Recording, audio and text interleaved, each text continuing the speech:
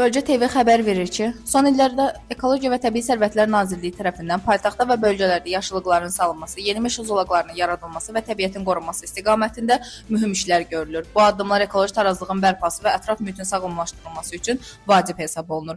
Lakin bəzi regionlarda mövcud ekoloji problemlər qalmaqdadır. Akstafa rayonundan bizə gələn məlumata əsasən əməkdaşlarımız rayonun Çorxələfli kəndində olmuş və nəticədə isə dövlət fondu torpaqlarına aid olan 5 hektardan artıq yaşıllıq əraziyə ciddi ziyan dəydiyi üzə çıxıb.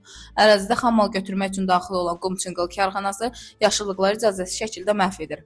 Ən maraqlı məqam odur ki, məsələ ilə əlaqədar Akstafa rayonunun icra hakimiyyətinin vəzifəli şəxsi Ramil Hacıyevin adı hallanır. Həmin gün rayon rəhbəri şəhid ailələrini ziyarət etdiyi halda icra hakimiyyətinin rəsmisi Ramil Hacıyev Çarxanda görünüb. Hadisə yerində olan əməkdaşlarımızın məlumatına görə Ramil Hacıyev Çarxanda etibarnamə ilə buradayım desə də, şəxsi avtomobili ilə həmin ərazidə olması suallar doğurub. Daha qəribəsi isə odur ki, onun atası Akstafa rayon bələdiyyəsinin sədridir. Ramil Hacıyev iddia edir ki, işlər qanuni sənədlərlə aparılır, lakin əməkdaşlarımız məsələ ilə bağlı aidiyyatı dövlət qurumları ilə əlaqə saxladıqdan sonra məlum olub ki, yaşıllığın götürülməsi üçün heç bir icazə sənədi verilməyib. Məsələ artıq Dövlət Ekoloji Təhlükəsizlik Xidmətinin nəzarətinə götürülüb və qurumun əməkdaşları ərazidə araşdırmalara başlayıblar.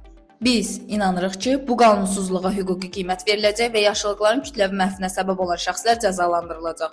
Bölgə TV olaraq da bildiririk ki, süjetdə adı çəkilən qurum və şəxslərin mövqeyini dinləməyə hazırıq. Araşdırmalarımız isə davam edir. Dilbər Vüqar qızı, Bölgə TV.